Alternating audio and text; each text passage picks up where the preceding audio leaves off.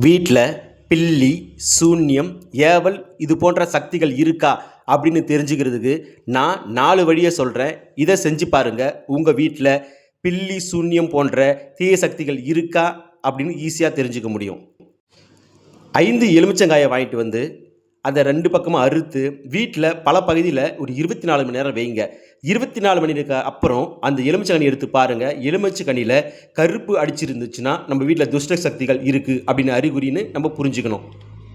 இரண்டாவதாக, நம்ம எவ்வளோதான் வீட்டில் சுத்தமாக வச்சுருந்தாலும் வீட்டில் ஒரு துர்நாற்றம் வீசிக்கிட்டே இருக்குது அப்படின்னு நீங்கள் ஃபீல் பண்ணுறீங்க அப்படின்னா அது தீய சக்தி இருக்கிறதான அறிகுறின்றதை முடிவு பண்ணிக்கோங்க.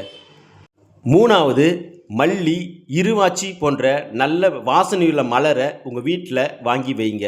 ஒரு குறிப்பிட்ட நேரத்துக்கு அப்புறம் அந்த பூ தானாக நம்மளுடைய வாசத்தை இழக்குது அப்படின்னா நம்ம வீட்டில் தீய சக்தி இருக்குது அப்படின்னு நம்ம புரிஞ்சுக்கலாம்.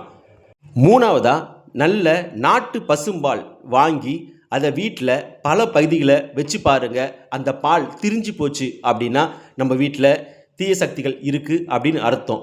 இதுக்கு ஒன்றும் கவலைப்பட வேண்டியதில்லை. சரியான முறையை பயன்படுத்தி நம்ம ஈஸியாக நம்ம துஷ்ட சக்திகளை நம்ம வீட்டிலேருந்து விளக்க முடியும். இதுபோல் அமானுஷ்யமான விஷயங்கள் உங்கள் வீட்டில் நடக்கிறதா அப்படின்னு உங்கள் அனுபவத்தை என் கமெண்ட் பாக்ஸில் தெரியுங்க. மேலும் இது குறித்து தெரிஞ்சுக்க விரும்புகிறவங்க உங்கள் கேள்வியை கமெண்ட் பாக்ஸில் வைங்க. நான் உங்களுக்கு பதில் சொல்கிறேன். நம்ம சேனலை சப்போர்ட் பண்ணுங்கள். நன்றி.